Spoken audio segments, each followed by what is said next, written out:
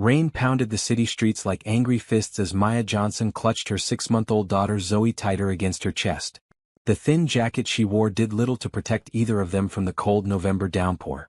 Her heart raced as she looked at her watch. She was already 20 minutes late for her second job interview of the day. The first one hadn't gone well. The manager had taken one look at Zoe and told Maya they needed someone with fewer distractions. Maya had no choice but to bring her baby along. The babysitter had canceled last minute, and she couldn't afford to miss another opportunity. The bus stop offered little shelter as the wind whipped sheets of rain sideways. Maya bounced Zoe gently, trying to soothe her whimpering. "It's okay, baby girl," she whispered. "Just a little longer." But inside, panic clawed at her chest. The rent was due in 3 days. The electricity had already been shut off once this month. She needed this job desperately. A sleek black car pulled up to the curb, its tinted windows hiding whoever was inside. The back door swung open. Without thinking, Maya ducked inside with Zoe, assuming it was the rideshare she had splurged on as a last resort. Her final $15 gone to ensure she made the interview on time. "Thank you so much for stopping. I really appreciate." The words died in her throat. Instead of a driver looking back at her, a man in an expensive suit sat across from her, his face a mask of surprise. This wasn't her ride at all. She had just climbed into a stranger's car, a very wealthy stranger's car, judging by the leather interior and the subtle scent of expensive cologne. "I'm so sorry," Maya stammered, her cheeks burning with embarrassment as she fumbled for the door handle. "I thought you were my ride. We'll get out right away." "Wait." The man's voice was quiet but firm. He studied her with piercing blue eyes. "Where are you headed in such a hurry in this weather?" Maya froze, her hand still on the door. The stranger was probably in his early 40s, with salt and pepper hair and a face that looked like it rarely smiled. Every instinct told her to grab Zoe and run, but the relentless rain and the weight of her circumstances held her in place. "I have a job interview," she said finally. "At Westside Financial Services. I'm already late." The man's eyebrows rose slightly. "Interesting coincidence. I own Westside Financial." Maya's stomach dropped. Of all the cars in the city, she had accidentally climbed into the one belonging to the owner of the company where she was interviewing. Her one chance ruined before she even arrived. "What position?" he asked. "Administrative assistant," Maya replied, her voice barely above a whisper. Zoe chose that moment to let out a soft cry. Maya rocked her gently, painfully aware of her worn clothes, the bag that served as both purse and diaper bag, and how out of place they looked in this man's pristine car. "Driver, we're making a stop," the man said, pressing a button. Then he turned those intense eyes back to Maya.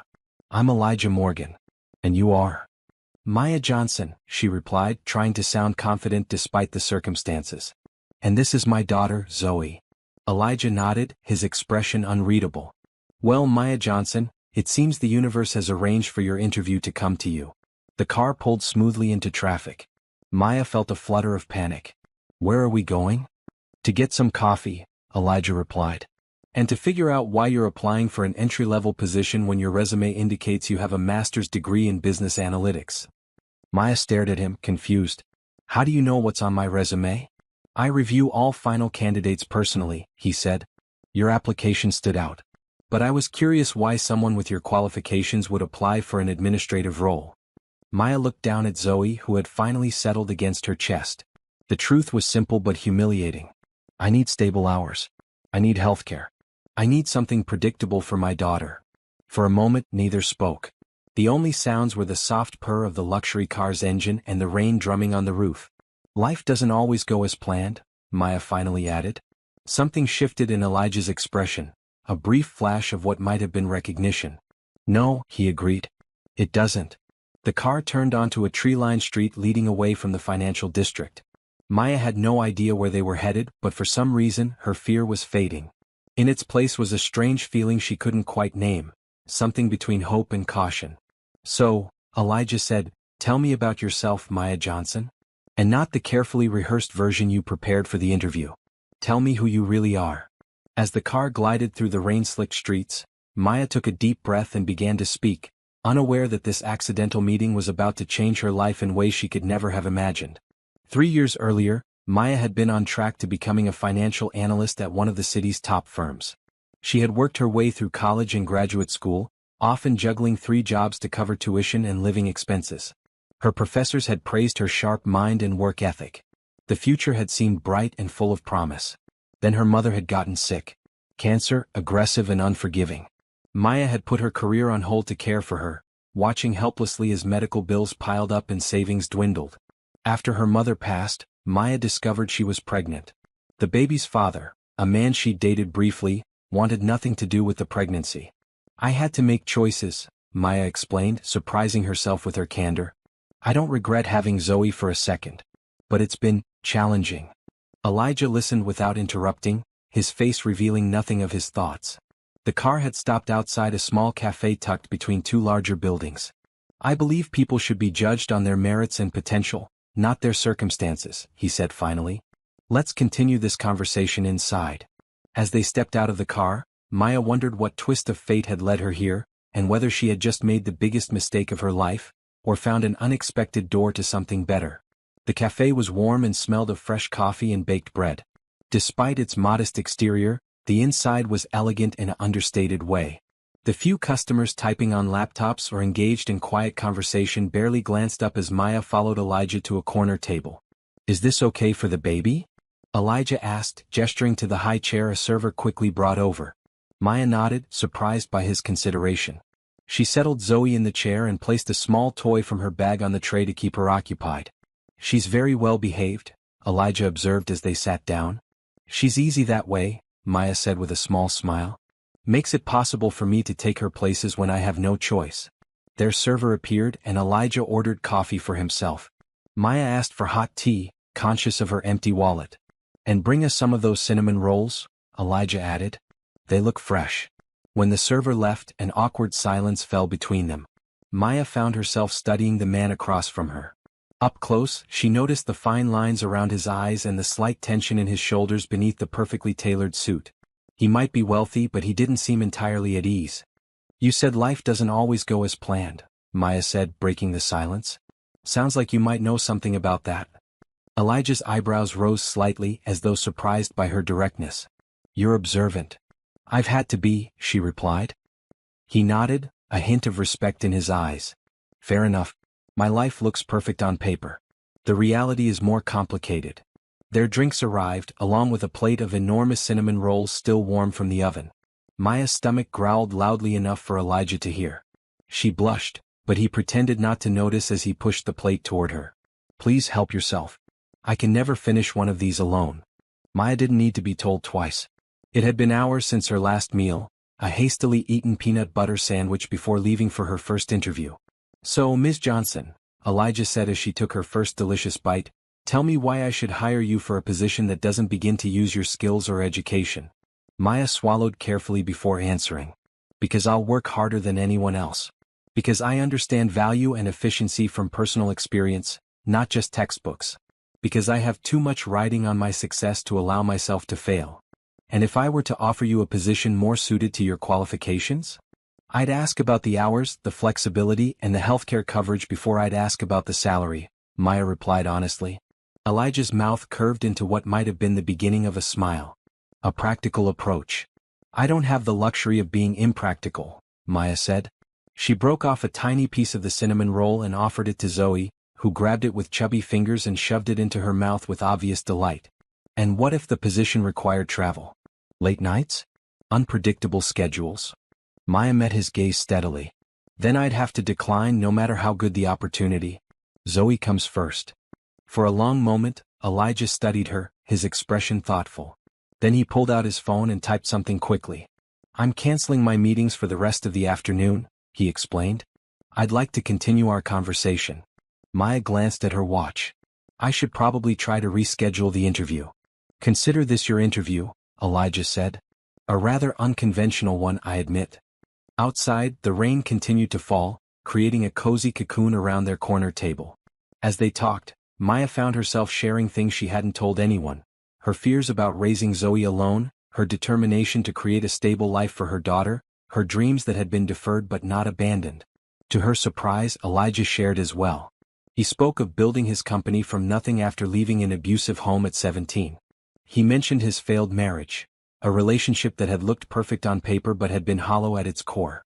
My ex-wife wanted the lifestyle but not the man, he said with a wry smile. Can't really blame her. I was always working, building something I thought would make me happy. Did it? Maya asked. Elijah's gaze drifted to the window, watching the rain. It made me successful. That's not the same thing. Zoe began to fuss, and Maya reached into her bag for a bottle. Do you mind if I feed her? Of course not, Elijah said. As Maya cradled Zoe and gave her the bottle, she caught Elijah watching them with an expression she couldn't quite read, something between wistfulness and curiosity. No children of your own? Maya asked. Elijah shook his head. The marriage ended before that happened. Probably for the best. He paused. But I always thought I'd be a father someday. The simple honesty of his statement touched Maya unexpectedly.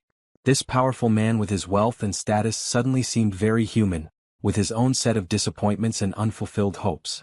It's not too late, she said gently.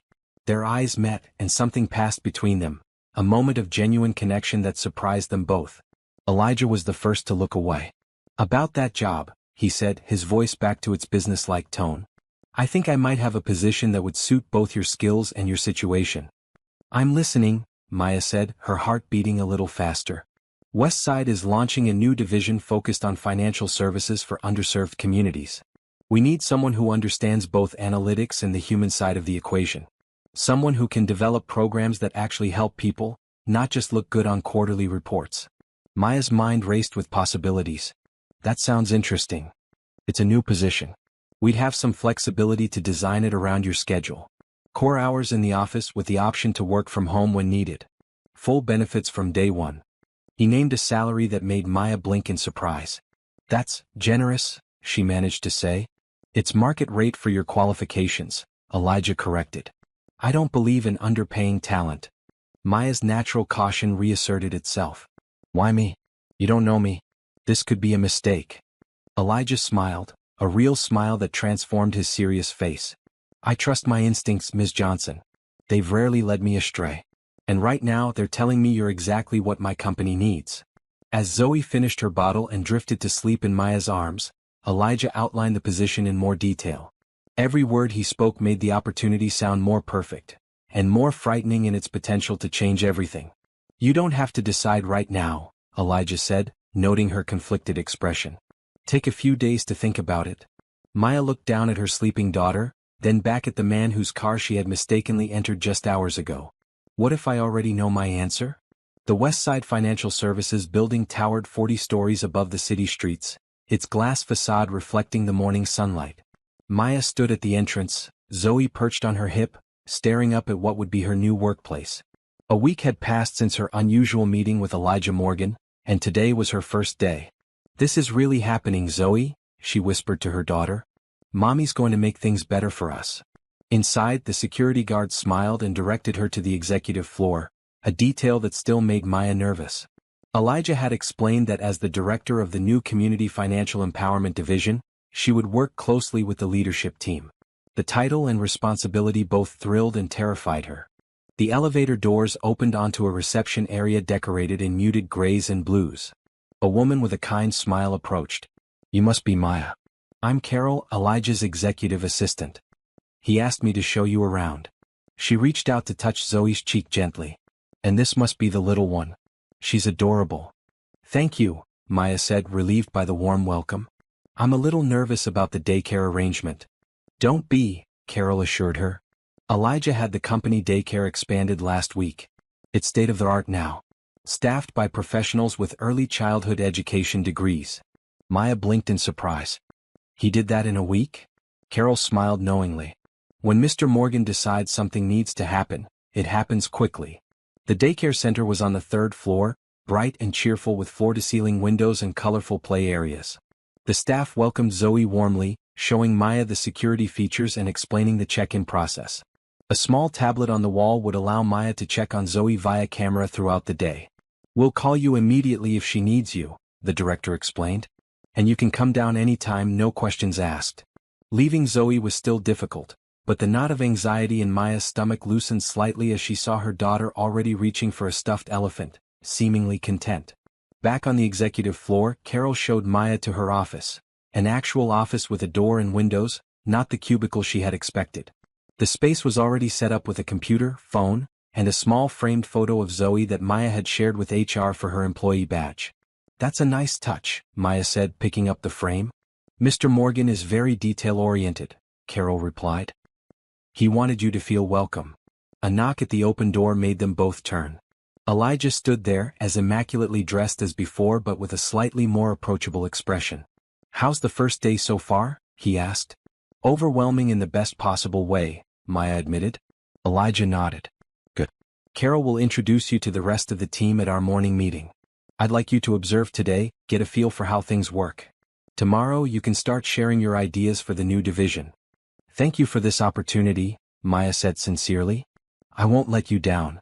"I know you won't," Elijah replied with that same confidence he'd shown in the cafe. "That's why you're here." After he left, Carol gave Maya a curious look. "I've worked with Mr. Morgan for 8 years. I've never seen him take such a personal interest in a new hire." Maya wasn't sure how to respond. She still didn't fully understand why Elijah had offered her this position or why he seemed to believe in her so completely. All she knew was that she couldn't afford to question this chance. The morning meeting introduced Maya to the senior leadership team, a diverse group who welcomed her with varying degrees of warmth. Most seemed genuinely interested in the new community initiative. A few, particularly the older vice presidents, appeared skeptical. "So you'll be heading up our charity project," one gray-haired man said during introductions, his tone making the words sound dismissive. "Actually," Elijah cut in before Maya could respond, "the Community Financial Empowerment Division is a revenue-generating arm of the company. Ms. Johnson will be developing programs that provide real value to underserved clients while maintaining healthy profit margins. It's good business, not charity." The subtle rebuke silenced the man, and Maya shot Elijah a grateful look.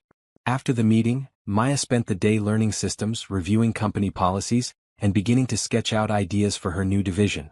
Every few hours she checked the daycare cameras, always finding Zoe happily engaged with the staff or napping peacefully. At 5 o'clock, Carol appeared at her door. "Time to go home, Maya. We don't expect new employees to stay late, especially on their first day." Maya glanced at her computer screen, reluctant to leave the proposal she'd started drafting. "I just want to finish this thought." "The work will be here tomorrow," Carol said kindly. "That's something I've learned after years here. There's always more work, but your baby is only little once." The wisdom in those words struck Maya. For so long she'd been in survival mode, scrambling from one crisis to the next. The idea that she could actually achieve balance between work and home was still unfamiliar. She saved her document and grabbed her bag. "You're right. Thank you." As she left the building with Zoe babbling happily in her arms, Maya spotted Elijah getting into his car at the curb, the same car she had mistakenly entered in the rain a week ago. He saw her and paused, waiting as she approached. "Successful first day?" he asked. "Very," Maya replied. "Though I'm still catching up to the fact that this is really happening." Elijah smiled, that rare expression that transformed his face. "You earned this, Maya. Never doubt that." As his car pulled away, Maya stood on the sidewalk with Zoe, looking up at the building where she now worked. For the first time in years she felt something she had almost forgotten: hope. "Come on, baby girl," she said to Zoe. "Let's go home and celebrate with ice cream." As they walked to the bus stop, Maya realized she hadn't felt this light in years. One chance encounter, one mistaken car door, and somehow everything had changed. But even as gratitude filled her, a small voice of caution whispered in her mind. Things that seemed too good to be true usually were. She just hoped this opportunity was the exception. 3 months into her new position, Maya had settled into a routine that still felt miraculous. Each morning she and Zoe arrived at Westside Financial by 8:30. After dropping Zoe at the daycare center, where her daughter now excitedly pointed to her favorite caregivers, Maya would take the elevator to her office and dive into work she found genuinely fulfilling. The Community Financial Empowerment Division was taking shape. Maya had hired 2 analysts and a community outreach coordinator. Together, they were developing programs to provide affordable banking services, financial literacy education, and small business microloans to neighborhoods typically ignored by traditional banks. Today, Maya was preparing for her first major presentation to the executive board.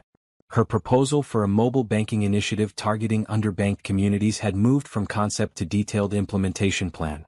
Now she needed the board's approval for the full budget. "You've got this," she told her reflection in the bathroom mirror, straightening her blazer, a new purchase that still felt slightly foreign on her shoulders. When she returned to her office, Elijah was waiting, reviewing the presentation materials she had left on her desk. "Good morning," he said, looking up. "These projections are solid." "Thank you," Maya replied, trying to calm the flutter of nerves his presence always triggered. Over the past months, their interactions had been primarily professional, but there was an underlying warmth that Maya found both comforting and confusing. "The board can be tough," Elijah said, closing the folder. "Especially on new initiatives that challenge conventional thinking. But your data is compelling." "I'm ready," Maya assured him, though her stomach tightened at the thought of facing 12 executives with decades more experience than her. Elijah studied her face. "You're nervous." "Wouldn't you be?" she countered. He smiled slightly. "I've been presenting to boards since I was younger than you. But yes, it still makes my heart rate tick up a notch." The admission surprised her. Elijah always appeared so confident, so completely in control. "Just remember," he continued, "you know this material better than anyone in that room. Including me." The vote of confidence steadied her. "I appreciate that." Elijah moved toward the door, then paused. "How's Zoe adjusting to daycare?" The personal question caught Maya off guard. Elijah rarely asked about her daughter directly, though he always inquired politely about her family's well-being in general terms. "She loves it," Maya said with a smile. "She's saying new words every day and has made friends with another little girl her age." "Children are remarkably adaptable," Elijah observed, his expression softening. "More so than adults sometimes." Before Maya could respond, his professional demeanor returned. "The meeting is at 2. That gives you 3 hours to prepare. If you need anything, Carol can help." After he left, Maya sat at her desk, thinking about the brief glimpse of personal interest he had shown. In their day-to-day interactions, Elijah was unfailingly professional, supportive of her work but maintaining a clear boundary. Sometimes she wondered if she had imagined the connection they'd shared that rainy day in the cafe. The presentation that afternoon went better than Maya had dared hope. The board members asked tough questions about implementation costs and projected returns, but she had anticipated most of their concerns and came prepared with answers. When the final vote came, her proposal passed unanimously. "Excellent work, Ms. Johnson," the board chairman said as the meeting concluded. "It's refreshing to see Westside expanding its vision in this direction." As the boardroom emptied, Elijah approached. "Congratulations. That was impressive." "Thank you for your support," Maya replied. "This wouldn't be happening without your backing." "I simply provided the opportunity," Elijah said. "You're the one making it worthwhile." They walked together to the elevator, discussing next steps for the mobile banking initiative. As they reached Maya's floor, Elijah said, "We should celebrate your success. Dinner, perhaps? This Friday?" Maya hesitated, caught off guard by the invitation. "I'd have to find a sitter for Zoe." "Bring her along," Elijah suggested easily. "I know a place with excellent food that's still child-friendly." The elevator doors opened, but Maya didn't move. "Elijah, is this a business dinner or something else?" His expression revealed nothing of his thoughts. "Does it matter?" "Yes," Maya said firmly. "It does." Elijah considered her for a moment. "I enjoy your company, Maya. I'd like to spend time with you outside the office. If that makes you uncomfortable, we can certainly keep our relationship strictly professional." "It's not that," Maya said quickly. "It's just, I have Zoe to consider in everything I do. And you're my boss. It's complicated." "Life usually is," Elijah replied. "Think about it. The invitation stands." As the elevator doors closed between them, Maya found herself more confused than ever. Was Elijah interested in her romantically, or was this simply a mentorship gesture from a boss pleased with his employees' success? That evening, as she bathed Zoe and prepared dinner in their small apartment, Maya considered Elijah's invitation. The past months had transformed her life in ways she could never have anticipated. She had gone from struggling single mother to respected professional with a promising career path. Her financial situation had stabilized. She'd even started a modest savings account. All because she had accidentally gotten into Elijah Morgan's car. She owed him her gratitude, certainly. But did she owe him more? And what did she want from this relationship that had begun so strangely? Maya's friend Tamika came over later that evening to share a cup of tea after Zoe was asleep. Maya had met Tamika at a community center parenting class during her pregnancy, and they had supported each other through the challenges of new motherhood. "Girl, you're overthinking this," Tamika said after Maya explained her dilemma. "The man asked you to dinner, not to marry him." "But he's my boss," Maya protested. "What if it gets awkward? What if it affects my job?" Tamika gave her a knowing look.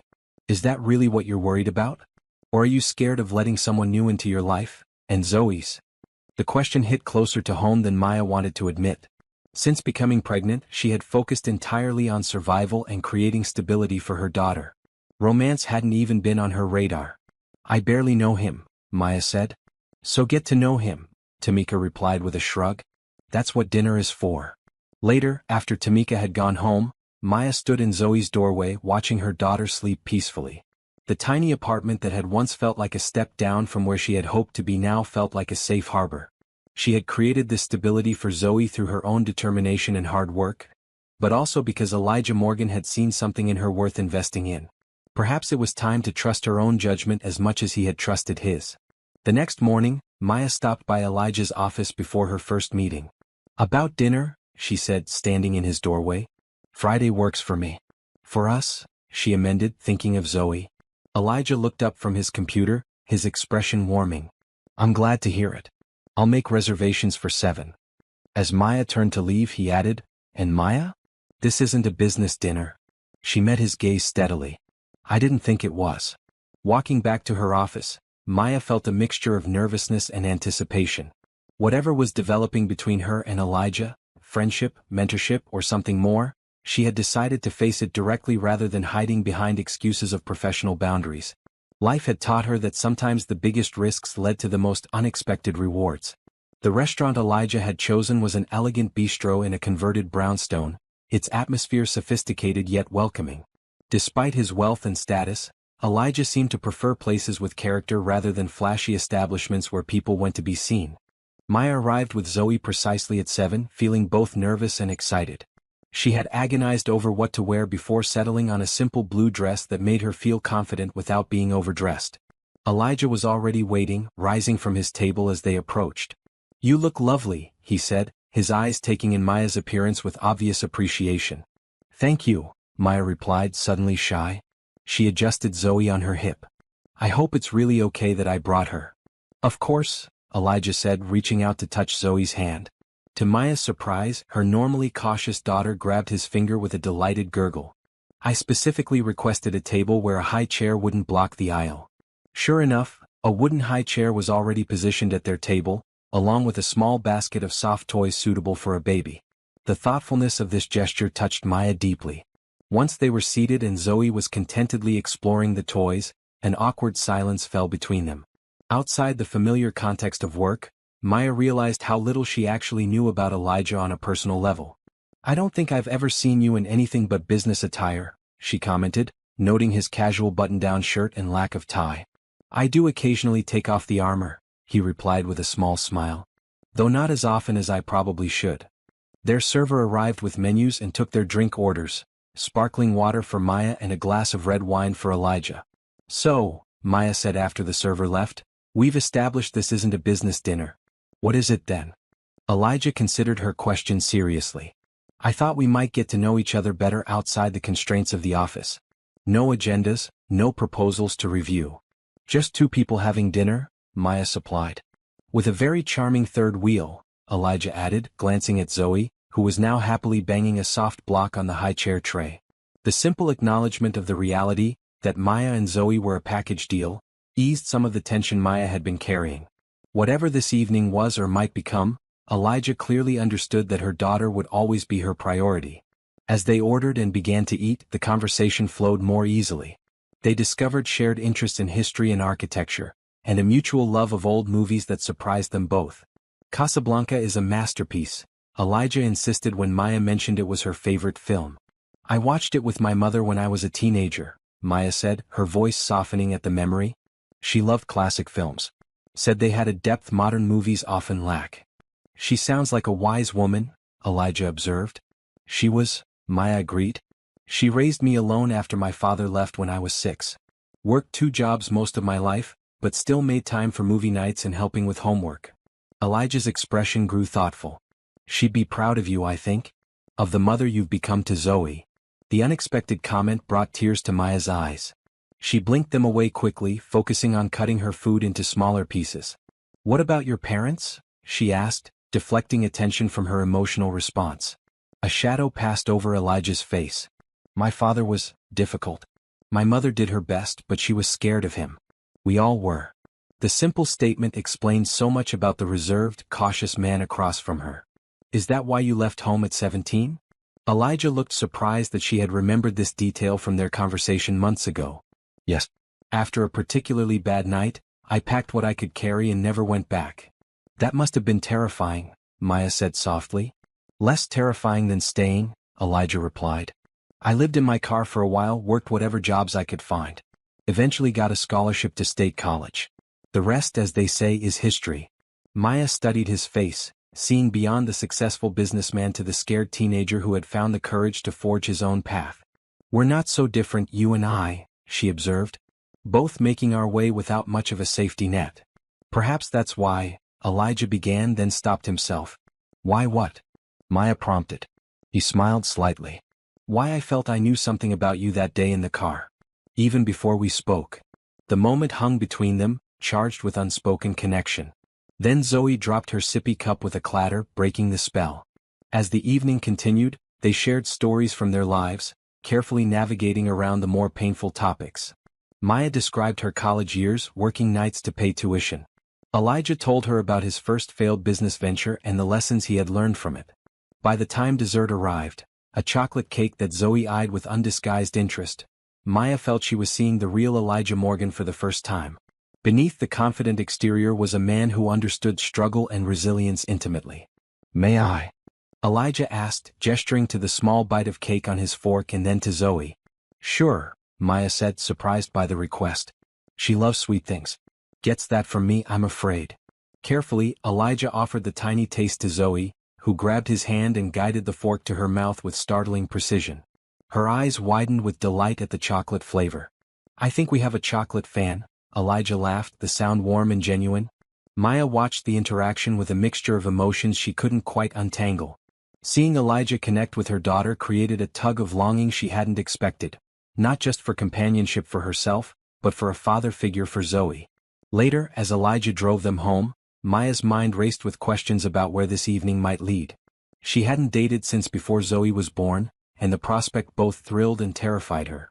Elijah pulled up in front of her apartment building and came around to open her door.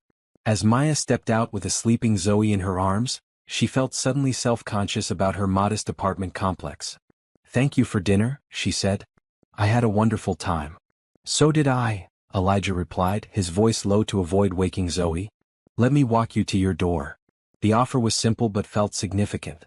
Maya nodded, leading the way up the cracked concrete steps to the building's entrance. The lobby light was flickering again, casting uneven shadows as they walked to the elevator. Maya was acutely aware of the building's shortcomings. The faded carpet, the lingering smell of someone's spicy cooking, the graffiti partially scrubbed from the mailboxes. But if Elijah noticed these details, he gave no indication. His focus remained entirely on Maya and Zoe as they rode the elevator to the fourth floor in comfortable silence. At her apartment door, Maya shifted Zoe carefully to free one hand for her keys. Before she could juggle her purse, Elijah gently took the keys from her. Allow me, he said. The simple gesture, helping her with a door while her arms were full, was something Maya had managed without for so long that its sudden presence made her throat tighten with unexpected emotion. Elijah unlocked the door but didn't step inside.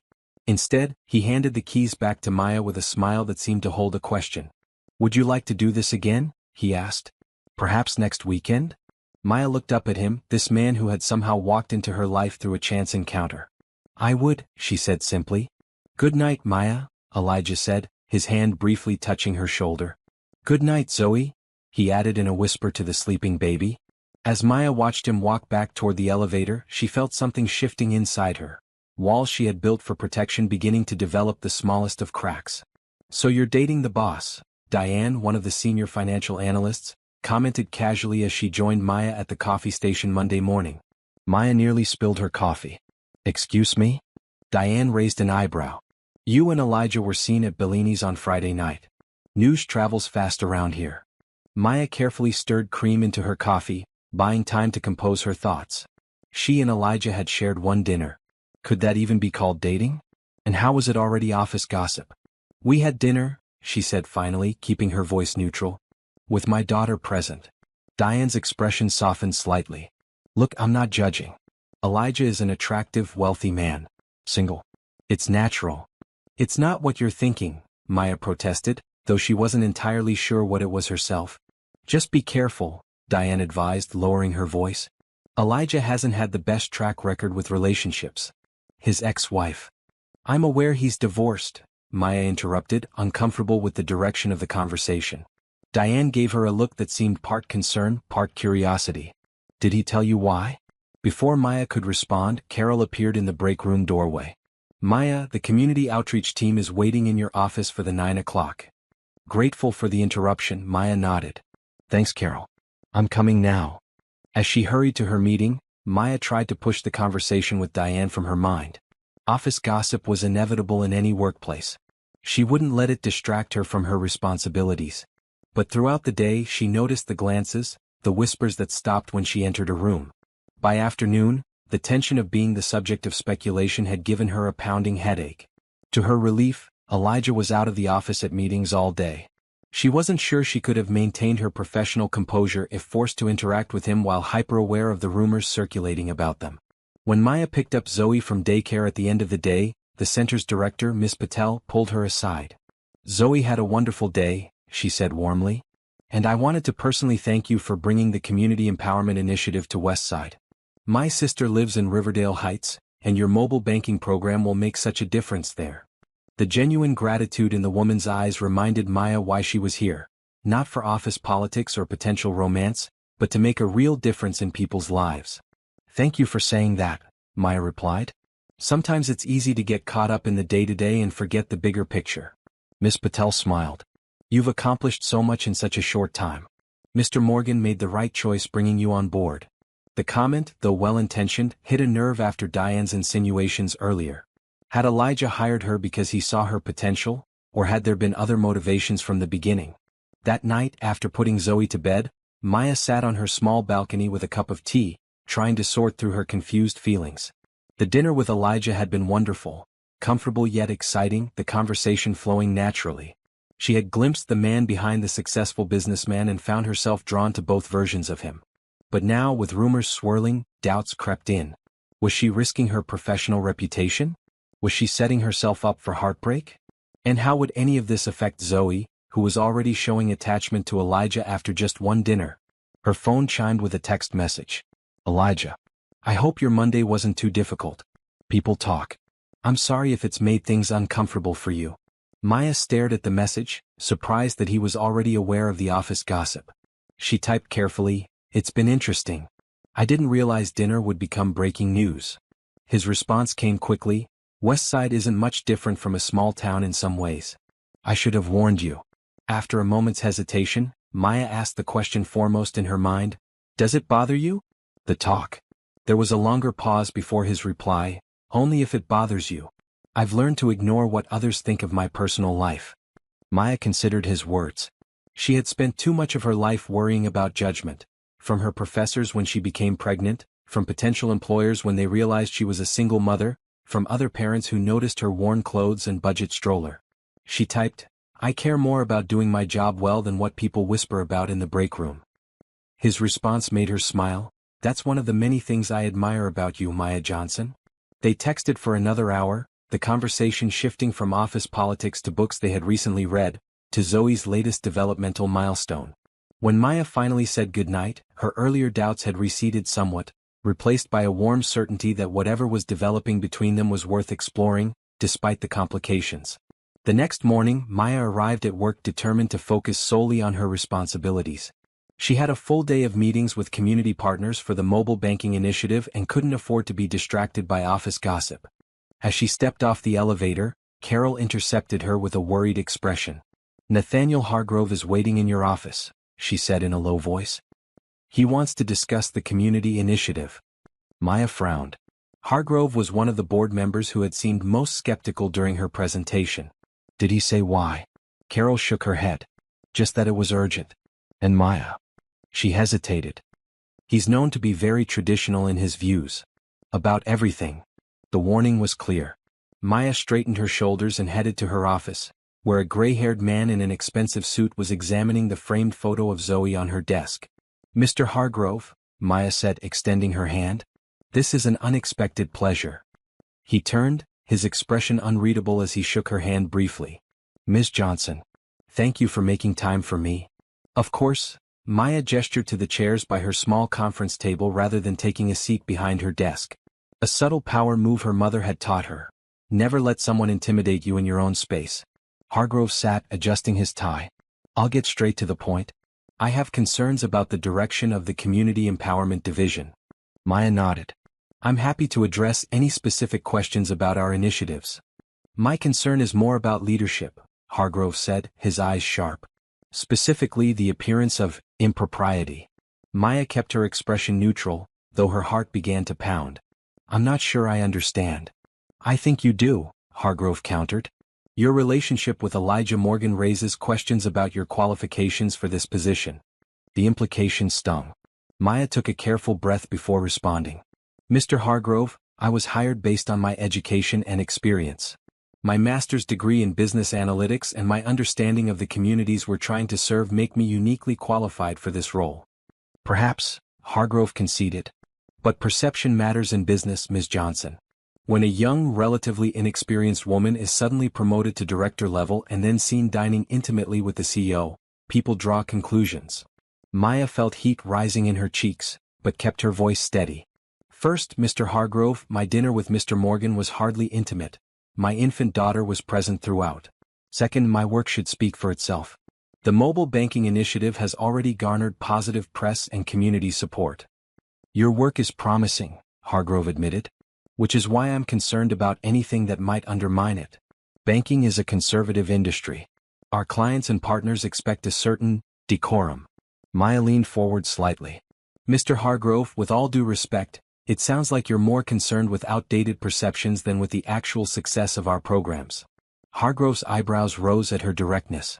I'm concerned with the reputation of this company, Ms. Johnson. A reputation Elijah's father and I spent decades building. The mention of Elijah's father, information Maya hadn't known, momentarily threw her. But she recovered quickly. Then we share the same goal, she said firmly. Because the Community Empowerment Division will enhance Westside's reputation by demonstrating our commitment to serving all communities, not just the wealthy ones. For a long moment Hargrove studied her, his expression calculating. Then he stood abruptly. You're confident. I'll give you that, he said. But confidence doesn't always translate to capability. I'll be watching the performance of your division very closely, Ms. Johnson. I welcome the scrutiny, Maya replied, standing as well. Our results will speak for themselves. After Hargrove left, Maya sank back into her chair, her hands trembling slightly from the confrontation. The implication that she had earned her position through anything other than merit cut deeply. A soft knock at her door made her look up. Elijah stood there, his expression concerned. I just passed Nathaniel in the hallway, he said. He looked like he'd swallowed something unpleasant. Despite her lingering upset, Maya smiled at the description. That might have been my fault. Elijah stepped into the office, closing the door behind him. What happened? Maya hesitated, unsure how much to share. But the genuine concern in Elijah's eyes decided her. He came to express his concerns about my leadership, she said. Specifically, that our dinner might create the perception that I didn't earn my position. Elijah's face darkened. Nathaniel oversteps. Your qualifications were clear to everyone on the hiring committee. Were they? Maya asked quietly. Or did they just defer to your judgment? Elijah looked startled by the question. Maya, I didn't unilaterally decide to hire you. The committee reviewed your resume, your references. Your credentials were impeccable. But you championed me, Maya pressed. After meeting me for all of an hour. Elijah sat in the chair Hargrove had vacated. Yes, I did. Because in that hour, I saw more potential and genuine commitment than I've seen in many executives I've known for years. His sincerity was difficult to doubt, but Maya needed clarity. And our dinner? The rumors? Does that complicate things for you professionally? I've been running this company for 15 years, Elijah said. I've earned the right to have dinner with whomever I choose without justifying it to Nathaniel Hargrove or anyone else. The confidence in his statement was undeniably attractive. But Maya had Zoe to consider, a career to protect. I can't afford complications, Elijah, she said honestly. This job, this opportunity, it's everything to me and Zoe. I know, Elijah replied. And I would never do anything to jeopardize that. If you think we should keep our relationship strictly professional, I'll respect that decision. Maya studied his face, reading the sincerity there. And something else, a vulnerability that he rarely allowed to show. I don't think that's what I want, she admitted. But I need to be careful.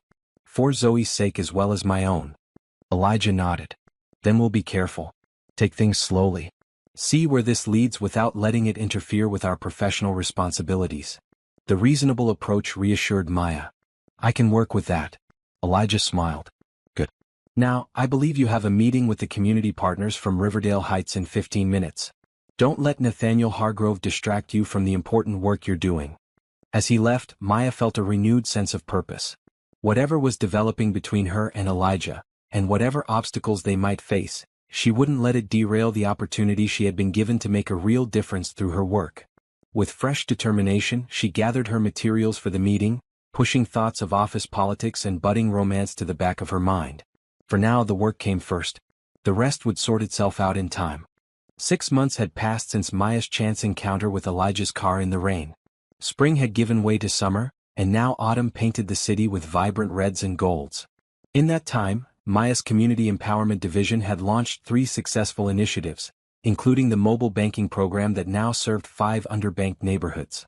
Zoe had celebrated her first birthday with a small party at the park near their apartment. Maya had invited only a few people, Tamika and her son, Carol from the office, and Elijah. Watching Elijah help Zoe blow out her single candle, Maya had felt a completeness she hadn't thought possible a year ago. Their relationship had developed gradually, both of them mindful of the professional boundaries they needed to maintain at work. Weekend outings with Zoe had become a regular occurrence. Visits to the Children's Museum, picnics in the park, even a day trip to the beach during the late summer heat wave. Tonight, however, was different. For the first time, Elijah had invited Maya to his home for dinner. Tamika had offered to babysit Zoe, insisting that Maya needed an adult evening out. He's seen you in mom mode for months, Tamika had said as she helped Maya choose an outfit. Time to remind him you're a woman too. Now, standing outside Elijah's penthouse apartment in the city's most exclusive neighborhood, Maya felt a flutter of nervousness. She smoothed the skirt of her dark green dress, a splurge she had justified as an investment in her professional wardrobe, and pressed the doorbell. Elijah opened the door himself, dressed in casual slacks and a light sweater that softened his usually formal appearance. You look beautiful, he said, his eyes appreciative as he welcomed her inside. Maya had expected luxury, but the reality of Elijah's home surprised her. While undeniably expensive, the space was warm and inviting with comfortable furniture and walls lined with books. Floor-to-ceiling windows offered a stunning view of the city skyline, now glowing in the early evening light. This isn't what I imagined, Maya admitted as Elijah offered her a glass of wine. What did you expect? Marble statues and uncomfortable furniture no one actually sits on? He asked with a smile. Something like that, Maya laughed. This feels like a real home. I spend too much time here for it to be uncomfortable, Elijah said. Though I'll admit I had help from a designer. My own taste runs more to function than style. He led her to the kitchen, where something delicious simmered on the stove. You cook? Maya asked, genuinely surprised. Another survival skill from my early days, Elijah explained, stirring the pot. Ramen gets old quickly when you're living on your own at 17. Maya leaned against the counter watching him work. You never talk much about that time. Elijah was quiet for a moment, focusing on the food. It wasn't pleasant, he said finally. But it shaped me. Taught me resilience. Like Zoe has shaped me, Maya observed. Elijah looked up, his expression softening. Exactly. Our challenges become part of who we are. The moment felt intimate in a way their previous times together hadn't. Perhaps because they were alone, without Zoe as a buffer, or perhaps because they were in Elijah's private space rather than a restaurant or public park. Dinner was served on the balcony, with the city spread before them like a carpet of lights. The food was simple but delicious, a hearty pasta dish with crusty bread and a fresh salad. I can't believe you made this yourself, Maya said, accepting a second helping.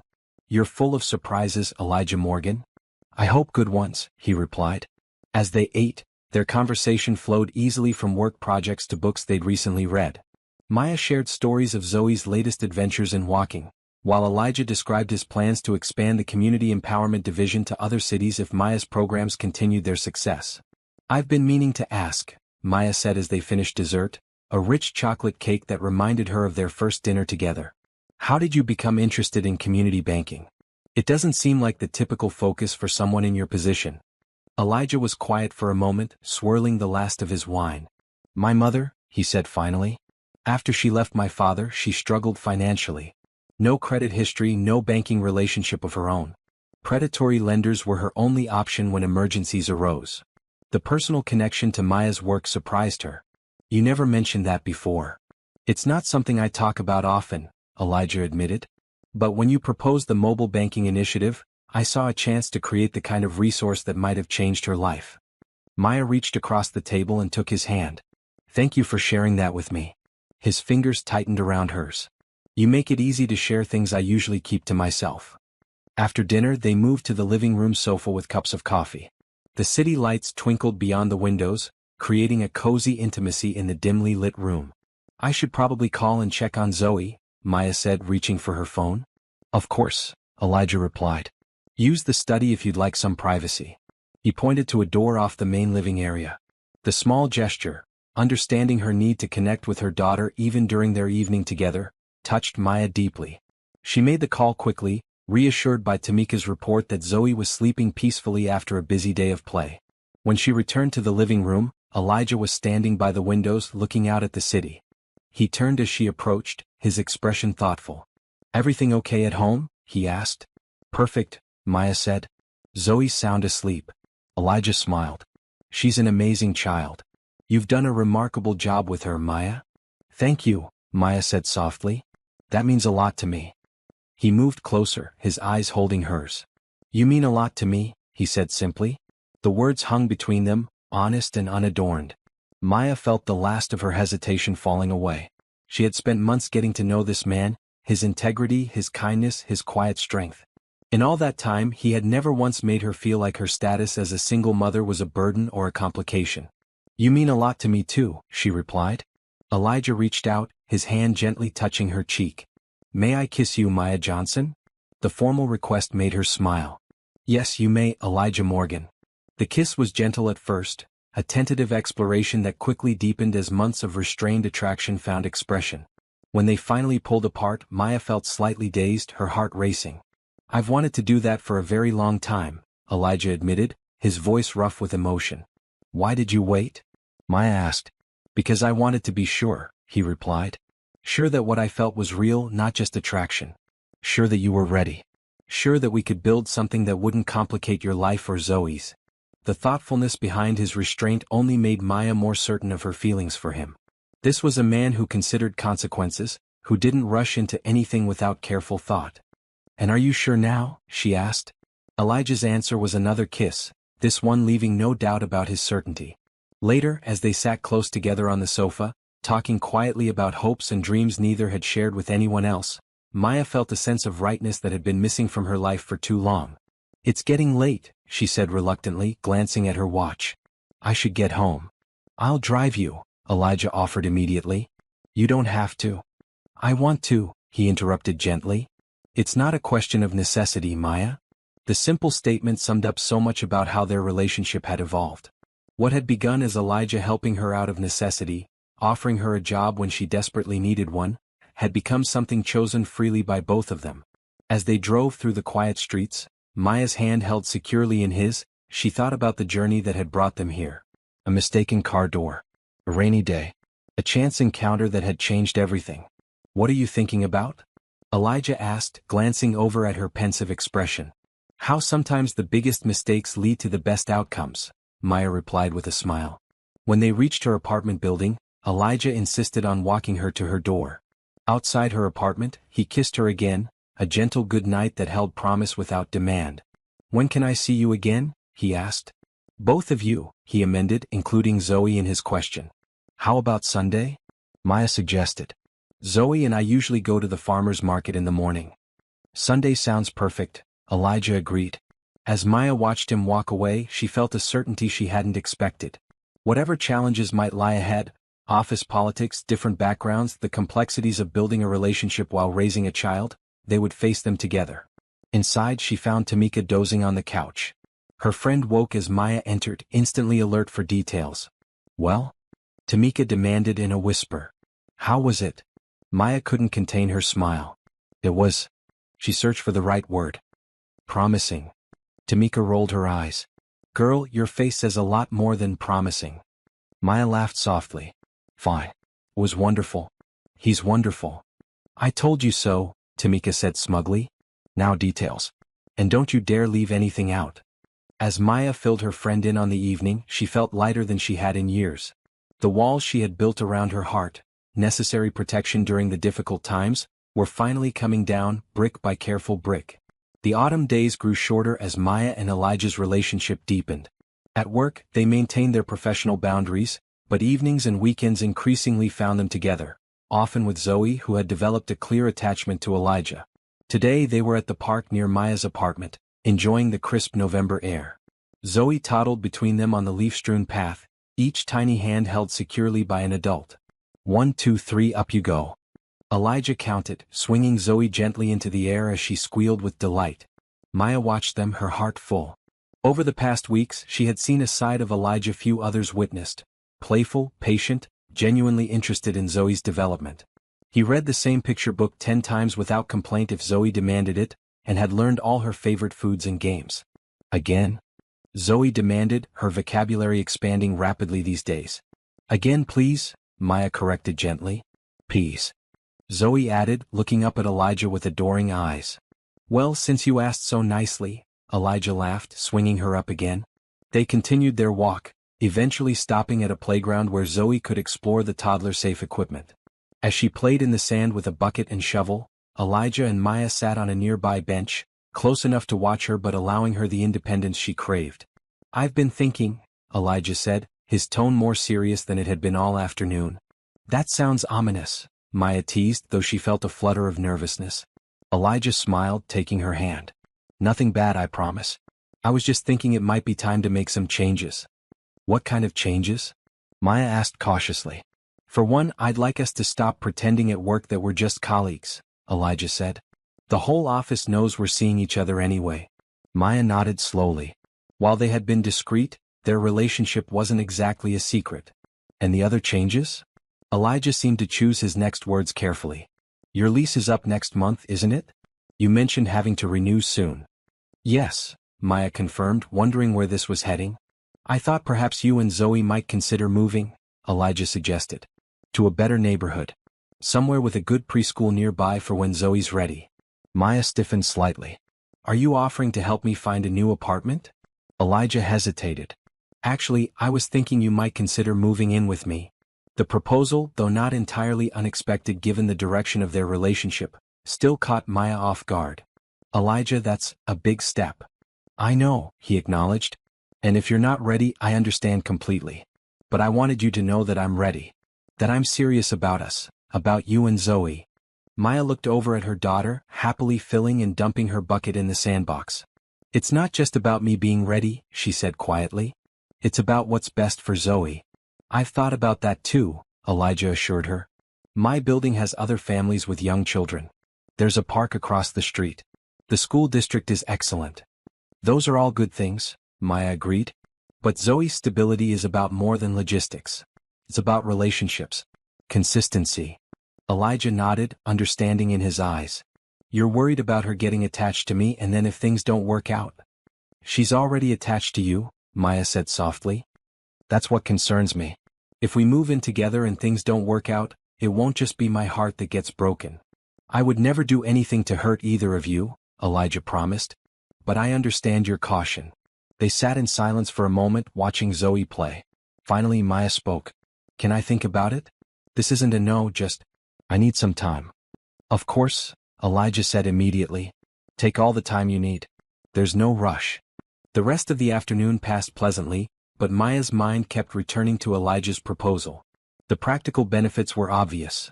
A safer neighborhood, more space, financial security. But relationships weren't built on practicalities alone. And while she loved Elijah, a truth she had admitted to herself if not yet to him, love wasn't always enough to overcome real-world challenges. That evening, after Elijah had gone home and Zoe was asleep, Maya called Tamika for advice. Girl, he asked you to move in? That's huge. Tamika exclaimed. I know, Maya sighed. And part of me wants to say yes immediately. But you're worried about Zoe, Tamika finished for her. And about rushing things, Maya added. We've only been seeing each other for a few months. But you've known him longer, Tamika pointed out. And it's not like he's some random guy. You've seen how he is at work, how he treats people, how he is with Zoe. That's true, Maya conceded. Look, Tamika said gently, I'm the first person to tell a woman to be careful, especially with a child involved. But Elijah has shown nothing but respect for you both. At some point you have to decide if you're being cautious or just afraid. The question lingered in Maya's mind long after she and Tamika had ended their call. Was her hesitation warranted caution or simply fear of taking a chance? The next morning at work, Maya was distracted during her team meeting, her thoughts still circling Elijah's proposal. As she returned to her office, Carol intercepted her with a worried expression. Maya, there's someone waiting to see you, she said in a low voice. She doesn't have an appointment, but she was insistent. Who is it? Maya asked, frowning. She says her name is Vanessa Morgan, Carol replied. She's Elijah's ex-wife. Maya felt a cold shock run through her.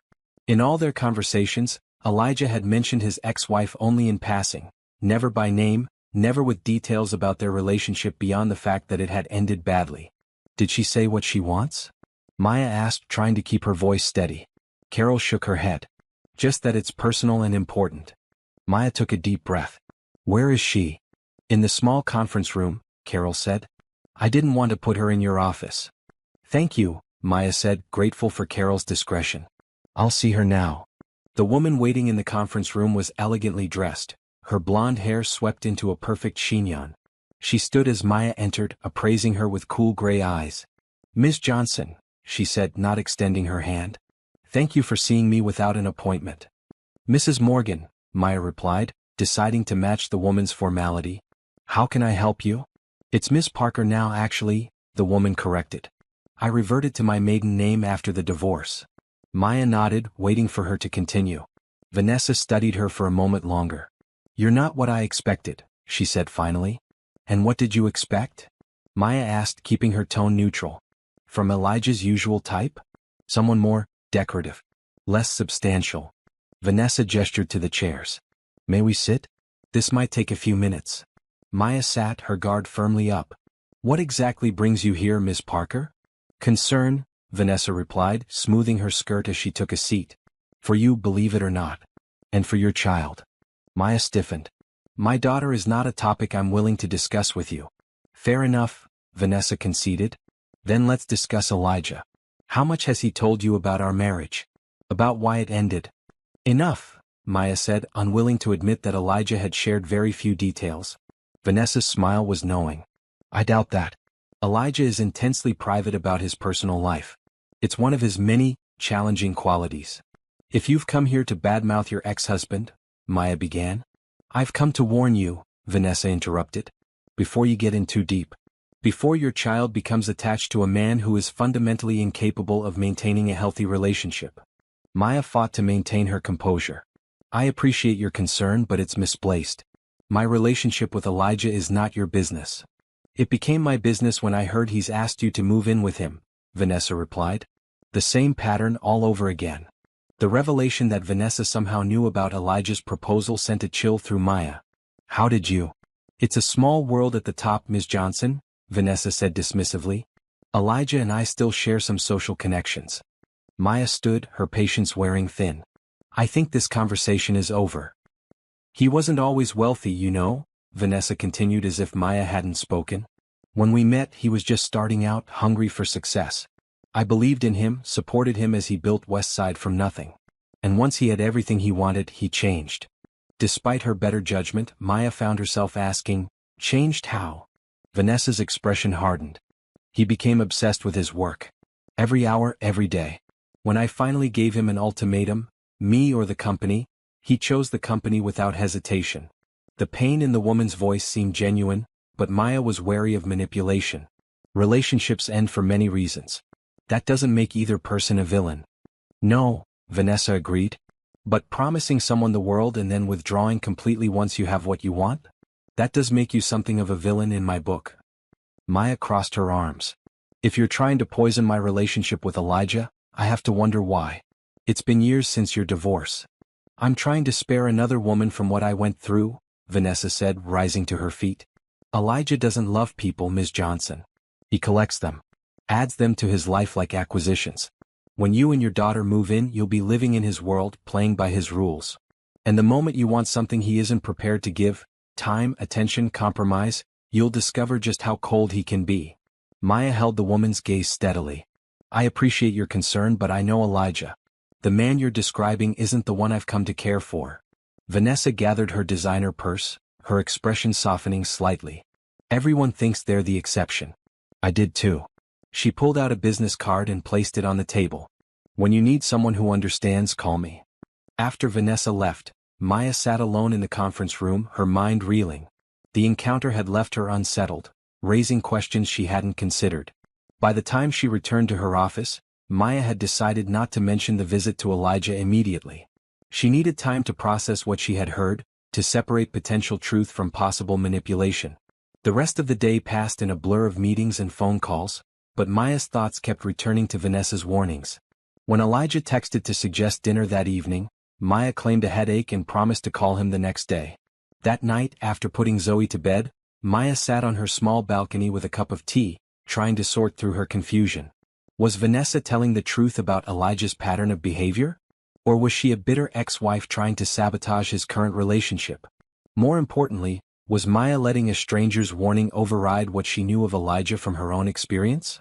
The next morning, Maya dropped Zoe at daycare and headed straight to Elijah's office. His assistant looked surprised to see her. He's in a meeting with the international team, she explained. But he should be finished in about 20 minutes. I'll wait, Maya said, taking a seat in the reception area. When Elijah emerged from his conference room, his face brightened at the sight of her. Maya, this is a nice surprise. Can we talk? She asked. Privately? Something in her tone must have alerted him that this wasn't a casual visit. He nodded, gesturing toward his office. Of course. Once inside with the door closed, Maya didn't waste time. Your ex-wife came to see me yesterday. Elijah's expression shifted from surprise to concern. Vanessa? Why would she? He stopped, his jaw tightening. What did she want? To warn me about you, Maya said simply. She seems to think I'm making a terrible mistake by being involved with you. Elijah moved to the window, his back to Maya as he processed this information. When he turned around, his expression was carefully controlled. What exactly did she tell you? He asked. That you're incapable of maintaining a healthy relationship. That you're obsessed with work. That once you get what you want from people, you withdraw. Maya watched his reaction closely. She said when she gave you an ultimatum, her or the company, you chose the company without hesitation. Elijah was quiet for a long moment. Then he sighed, gesturing to the sitting area in his office. Let's sit down. This might take a while. Once they were seated, Elijah leaned forward, his elbows on his knees. Vanessa and I met when I was 26, just starting to have some success with Westside.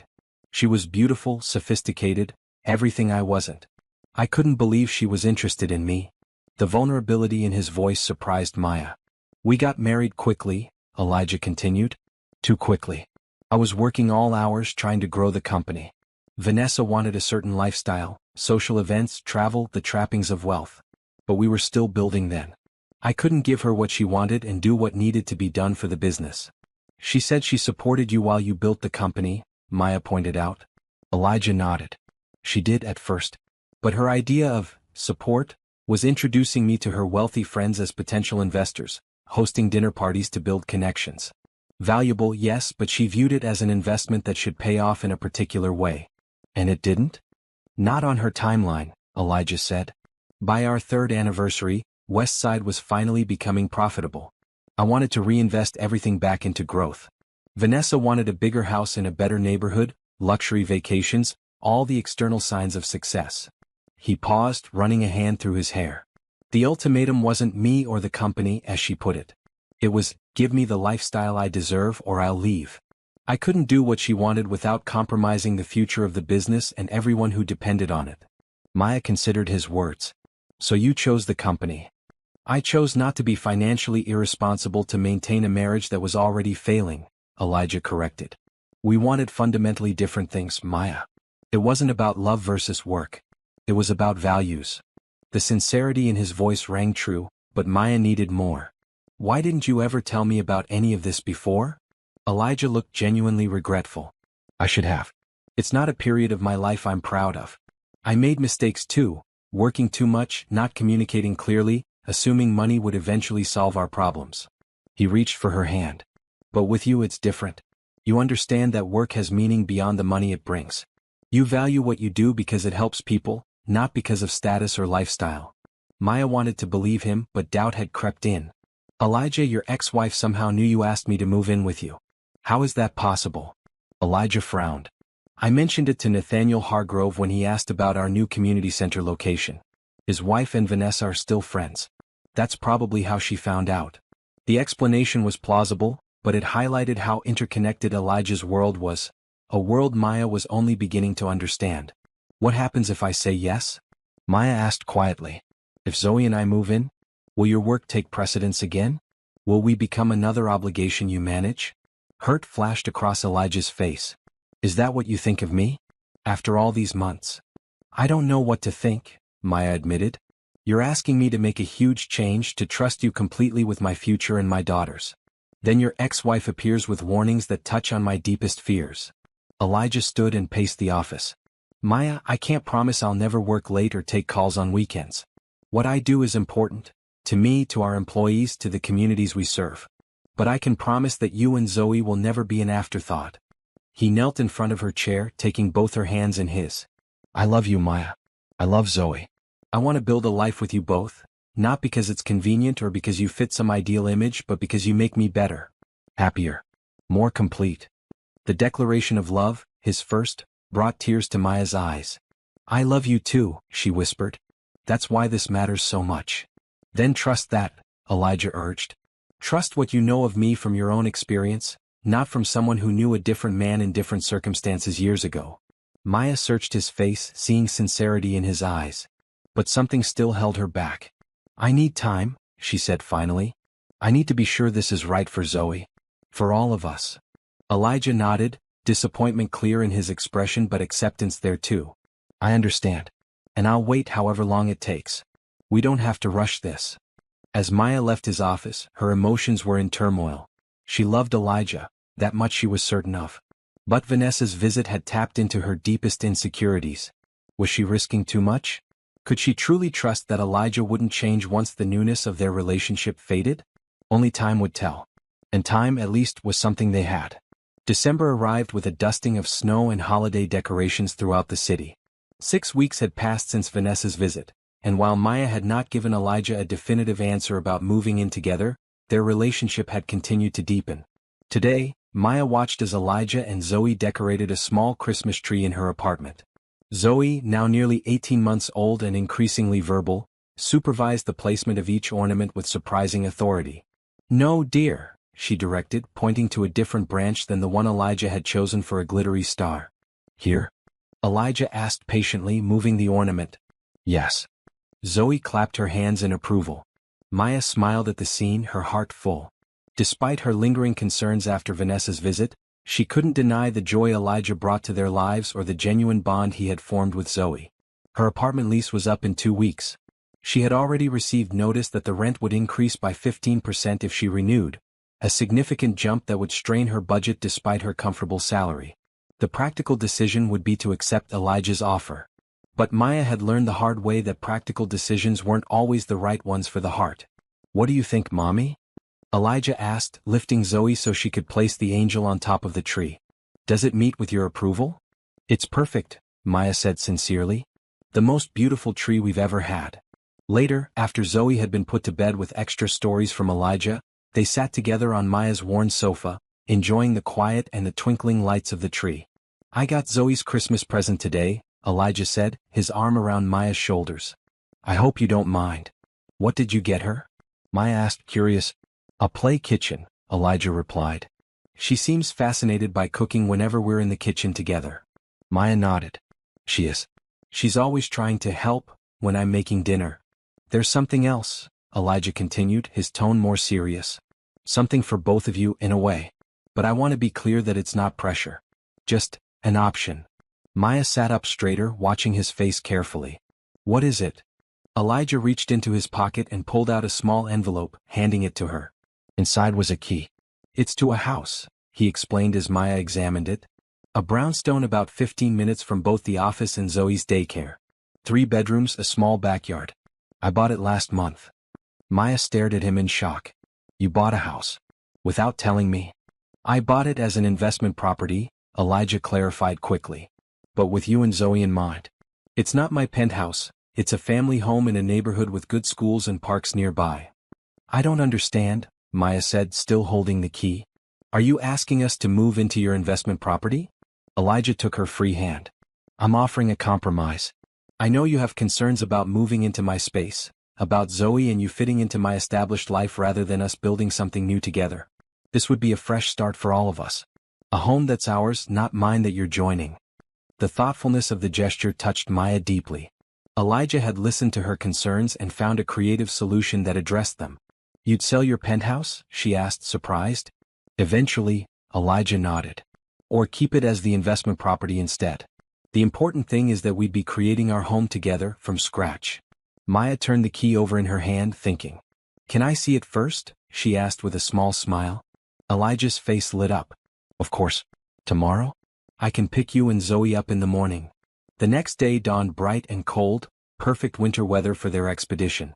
Zoe was bundled up in her warmest clothes, excited for what Elijah had described to her as a special adventure. The brownstone was on a tree-lined street of similar homes, its red brick facade distinguished by bay windows and a small but well-maintained front garden. As Elijah unlocked the door, Maya felt a flutter of anticipation. Inside, the house was empty of furniture but full of potential. Hardwood floors gleamed in the winter sunlight streaming through tall windows. The kitchen was modern but warm, with wooden cabinets and stone countertops. Upstairs, the 3 bedrooms were spacious and bright. This would be Zoe's room, Elijah explained, showing them a bedroom with a window seat overlooking the backyard. And there's a small office space off the main bedroom for those times when either of us needs to work from home. Zoe ran from room to room, her excitement contagious. Our house? She asked, looking up at Maya with hopeful eyes. Maybe, baby, Maya replied, not wanting to commit before she was certain. The backyard was small but perfect for a child, fenced with a patch of grass and room for a swing set. Maya could imagine summer barbecues, birthday parties, lazy Sunday mornings with coffee on the small patio. What do you think? Elijah asked as they completed the tour, his expression hopeful but restrained. Maya took in the beautiful home, Zoe's obvious delight, and Elijah's thoughtful planning. This wasn't a man trying to fit her and Zoe into his existing life. This was a man willing to create something entirely new for their future together. I think, she said slowly, that Zoe and I would be very happy here. With you. Elijah's face broke into a wide smile. Really? You're saying yes? Maya nodded, her own smile matching his. I'm saying yes. Let's do this. Together. The joy in Elijah's eyes as he wrapped his arms around her confirmed that she had made the right decision. This was what beginning a new chapter looked like, not without fear but with hope stronger than doubt. The next few weeks passed in a whirlwind of activity. Maya gave notice on her apartment, and together she and Elijah chose furniture for their new home. They decided to move in right after the new year, giving them time to settle before work demands increased again. Christmas was celebrated in Maya's apartment, with Tamika joining them for dinner. Zoe was delighted with her play kitchen from Elijah and spent hours cooking pretend meals for everyone. I have something for you too, Elijah told Maya after Zoe had finally been put to bed, exhausted from the excitement. He handed her a small wrapped box. Inside was a delicate silver bracelet with 3 small charms, a book for Maya representing her love of learning, a tiny house, symbolizing their new home, and a heart. It's beautiful, Maya said as Elijah fastened it around her wrist. I thought about a ring, Elijah admitted, but that felt like too much too soon. One step at a time, right? Maya nodded, relieved by his understanding. One step at a time. But heading in the right direction. New Year's Eve found them at Elijah's penthouse, high above the city as fireworks illuminated the night sky. Zoe had fallen asleep hours earlier in the guest bedroom that had slowly accumulated her toys and books over the months of their relationship. Any resolutions for the new year? Elijah asked as they stood by the windows, champagne glasses in hand. Maya considered the question. To be brave, she said finally. To trust what we're building together, even when it's scary. Elijah touched his glass to hers. I like that resolution. I think I'll share it. As midnight approached, Maya reflected on the incredible journey of the past year. From a desperate job seeker caught in the rain to a successful professional with a fulfilling career. From a struggling single mother to a woman in love, building a future for her daughter that she had only dreamed possible. 1 minute to midnight, Elijah said, checking his watch. Maya turned to face him fully. Thank you, she said sincerely. For what? He asked, puzzled. For opening your car door on a rainy day. For seeing something in me worth taking a chance on. For loving Zoe as if she were your own. Elijah's eyes softened. Maya, you and Zoe aren't the only ones who got a second chance that day. You helped me remember what really matters. As the clock struck midnight and cheers erupted from parties across the city, they shared a kiss that felt like both a culmination and a beginning. 2 days later, they moved into the brownstone together. The day was chaotic, with movers coming and going, boxes everywhere, and Zoe alternating between excitement and overwhelm. By evening, only the essential rooms were set up: the kitchen, Zoe's bedroom, and the main bedroom. After a simple dinner of takeout eaten picnic style on the living room floor, Maya put an exhausted Zoe to bed in her new room. The little girl fell asleep almost immediately, surrounded by familiar toys and books that made the new space feel safe. Maya found Elijah in the kitchen, unpacking dishes. She wrapped her arms around him from behind, resting her cheek against his back. We did it, she said softly. This is our home now. Elijah turned in her embrace, his hands gently framing her face. Home is wherever you and Zoe are, he said. The house is just a bonus. Later that night, lying beside Elijah in their new bedroom, listening to the unfamiliar creaks and settling sounds of the brownstone, Maya felt a profound sense of peace. There would be challenges ahead, adjustments to make, lessons to learn about sharing space and building a life together. But for the first time in longer than she could remember, Maya wasn't facing those challenges alone. She had a partner, someone who valued her strength but didn't expect her to be strong all the time. Someone who saw her, flaws and all, and loved her not despite them but including them.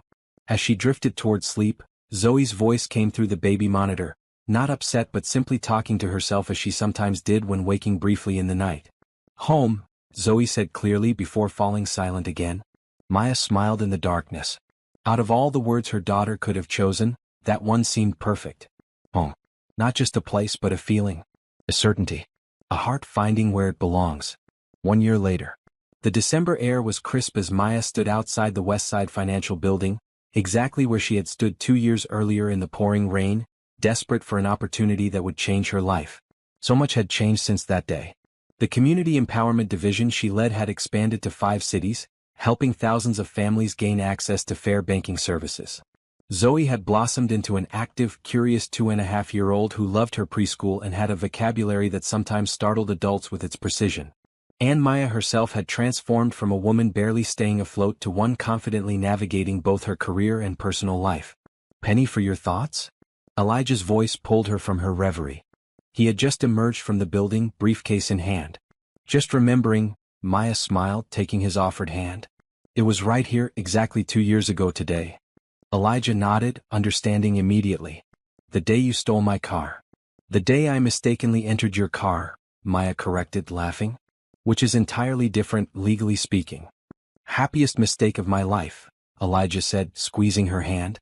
Ready to go? Zoe will be waiting. They walked together toward the parking garage, discussing their days. Maya's team had just secured approval for a new financial literacy program targeting high school students. Elijah had spent the afternoon in budget meetings for the coming year. Oh, before I forget, Elijah said as they reached the car, Nathaniel Hargrove announced his retirement today. Effective end of January. Maya raised her eyebrows in surprise. Really? I thought he'd never leave. Apparently his doctor insisted, Elijah explained. His blood pressure has been a concern. That's too bad, Maya said sincerely. Over time, even Hargrove had come to respect her work, though he remained formal and somewhat distant. It leaves a vacancy on the board, Elijah continued, a hint of something in his voice that caught Maya's attention.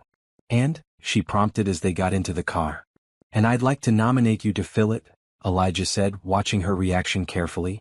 Maya stared at him in shock. Me? On the board? But I've only been with Westside for 2 years. 2 incredibly successful years, Elijah pointed out. The Community Empowerment Division has exceeded every projection. Your leadership has been exemplary. You've earned this, Maya.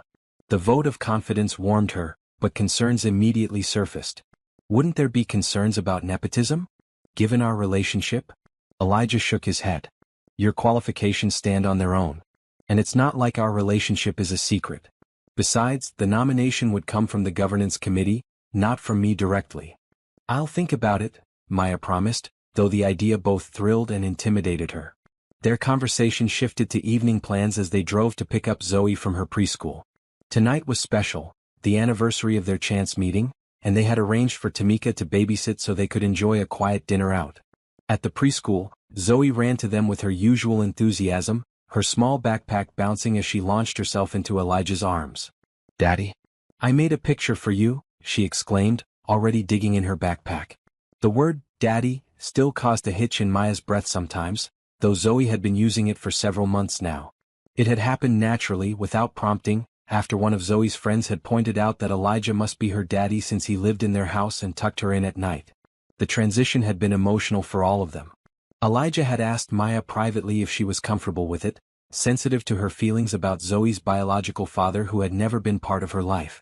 Maya had assured him that nothing could make her happier than Zoe recognizing the true father-daughter bond they shared. It's beautiful, Zoe Bear, Elijah said now, examining the colorful scribble with appropriate admiration. Is this our family? Yes. Zoe pointed to the figures. That's you and Mommy and me and the baby in Mommy's tummy. Maya and Elijah exchanged startled looks. They had only told Zoe about the pregnancy 2 days ago, unsure how much a 2-year-old would understand about a sibling that wouldn't arrive for another 5 months. That's right, Maya confirmed, touching the small bump that was just beginning to show. Your baby brother or sister. The pregnancy had been a surprise, though not unwelcome. They had discussed having children together eventually but had thought they would wait another year or two. Life as usual had its own timeline. At home, they prepared Zoe for Tamika's arrival, laying out her favorite books and toys. The brownstone had become truly theirs over the past year, filled with photographs and mementos that told the story of their blended family. Be good for Auntie Tamika, Maya reminded Zoe as they prepared to leave for their dinner reservation. I will, Zoe promised solemnly. And tomorrow we can make cookies for Christmas. Definitely, Elijah agreed, kissing the top of her head. It's a date. The restaurant Elijah had chosen was familiar, the same small bistro where they had had their first dinner together. As they were seated at the same corner table, Maya smiled at the thoughtful gesture. Feeling nostalgic? She teased. Appreciative, Elijah corrected. It's important to remember how we got here. Their conversation over dinner flowed easily as it always had. They discussed Maya's potential board nomination, ideas for the baby's nursery, and Zoe's rapidly developing interests and personality. She asked me yesterday if she could take dance classes, Maya said. Apparently her friend Emma is starting ballet. We should look into it, Elijah agreed. She's certainly energetic enough. As dessert arrived, chocolate cake, another callback to their first dinner, Elijah reached into his jacket pocket and placed a small velvet box on the table. Maya's breath caught. Elijah. I've been carrying this around for 3 weeks, he admitted with a sheepish smile. Waiting for the perfect moment. Then I realized there is no perfect moment, just perfect certainty. He opened the box to reveal a beautiful diamond ring, elegant in its simplicity. I promised you, one step at a time, and we've taken many steps together now. We've built a home, a family, a future. But there's one step we haven't taken yet. Moving from his chair, Elijah knelt beside Maya, taking her hand. Around them, other diners noticed and fell silent, watching. Maya Johnson, you walked into my life by accident, but staying there has been the most deliberate choice I've ever made. You've shown me what real partnership means, supporting each other's dreams, facing challenges together, creating joy in small moments and big ones. Tears filled Maya's eyes as he continued. You and Zoe have given me the family I never thought I'd have. Now, with another little one on the way, I can't imagine a better time to ask. Will you marry me? Though the proposal wasn't unexpected given the life they had built together, the emotion of the moment still overwhelmed Maya. The journey from that rainy day to this candlelit evening had been extraordinary. Yes, she whispered, then louder, yes, I will marry you, Elijah Morgan. As he slipped the ring onto her finger, applause broke out around them. Elijah stood and pulled Maya to her feet, embracing her with a tenderness that still made her heart race after all this time. Later that night, after returning home to relieve Tamika and checking on a peacefully sleeping Zoe, Maya and Elijah stood in the doorway of what would soon become the nursery. Currently, it was Elijah's home office, but they had already begun planning its transformation. I was thinking, Elijah said, his arm around Maya's waist.